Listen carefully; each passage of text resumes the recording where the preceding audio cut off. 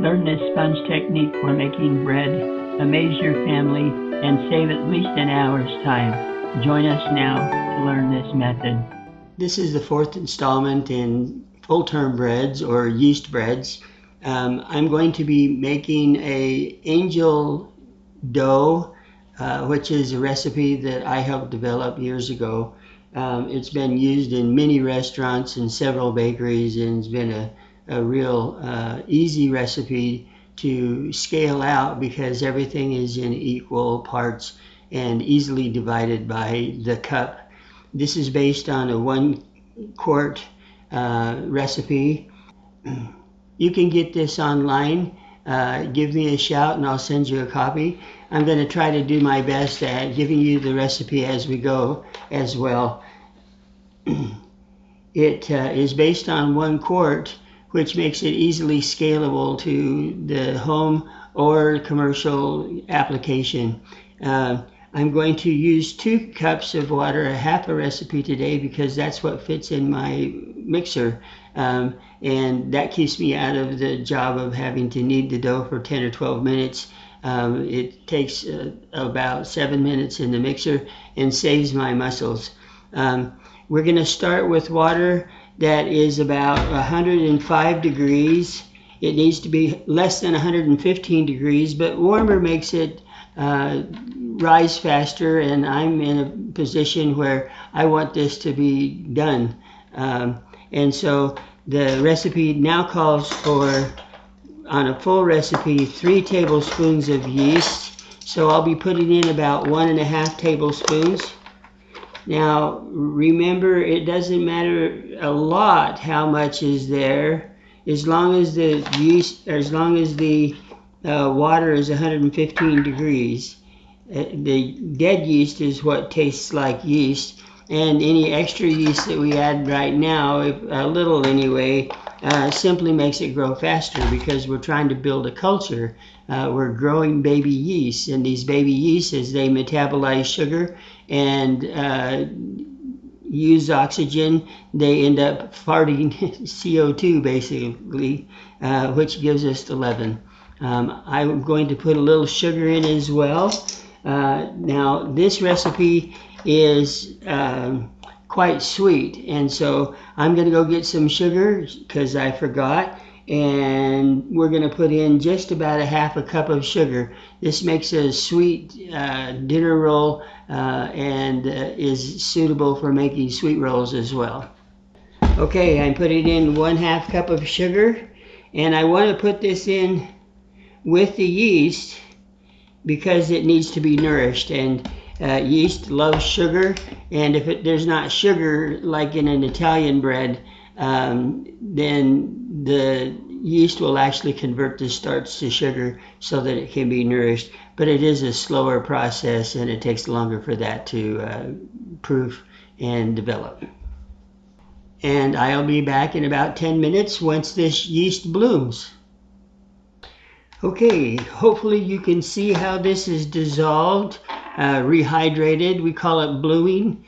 I'm going to stir that in with the sugar and make sure that there's no lumps of any dry yeast. Make this smooth. I find that a whip is the easiest rather than a spoon, but you can certainly use a spoon.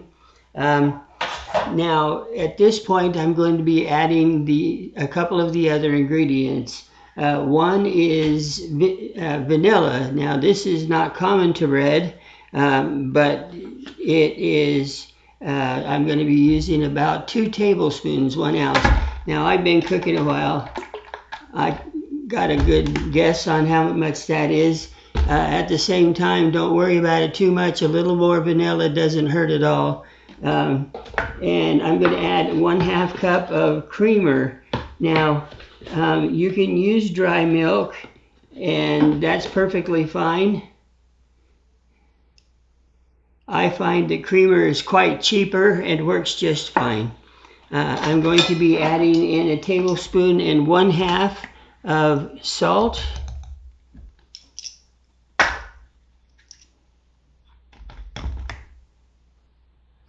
Now bread without salt is just flat tasting. It's another one of those high carbohydrate foods with the starch. and carbohydrate foods definitely need salt to be palatable. I'm going to stir this in now. Now, don't worry about all of the creamer dissolving. That's not necessarily too important. I'm more concerned with the salt, and the vanilla is easily stirred. And I'm going to add flour. Now, I'm going to be using a sponge technique, which is we're using about 60% of the flour that we normally would. It's going to make a thick batter. By doing that, there's more available oxygen, which helps the yeast to grow. And so that culture grows much faster. And in about 30 minutes, 20 to 30 minutes, we're going to have the first rise of what you would see on most recipes of bread. So I'm going to go get some flour, stir this in, and I'll be back in a little bit. Okay, we're going to put in some flour and stir that in and make a sponge.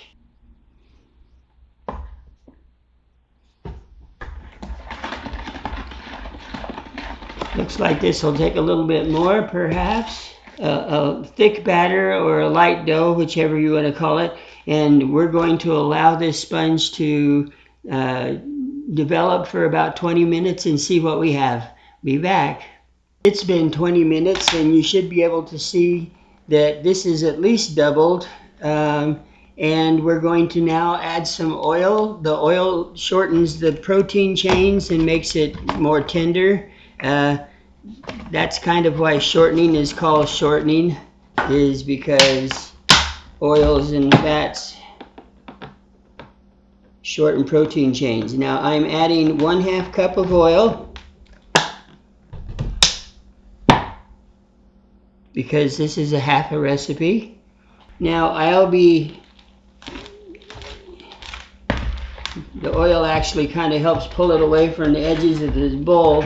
And recall, I'm going to mix this, do the final knead in an electric mixer. My dough is finished in the mixer. I'm going to spread just a little bit of flour on my board and turn this out. Now, it needs just a little bit of flour for us to turn this out and finish turning this into a dough ball. There's no right or wrong way to do this necessarily. We're just trying to put it into a ball so that we can proof it for the second time. And I'm going to put this with a plastic bag over the top. Now you can use plastic of any kind. I just use a clean trash bag that has no scent. Don't use anything that has a scent in it.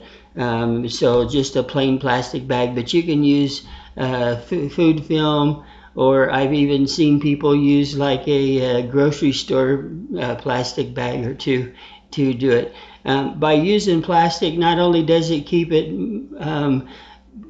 from getting a skin on it from the outsides drying, it also helps hold the heat so that the culture grows faster. And once again, we're going to let this about double in size and then come back and shape it and mock it. So this is the end of the angel white bread recipe video. Come back for the next one and we'll show you how to shape it into bread dough and a number of rolls that are fit for your family.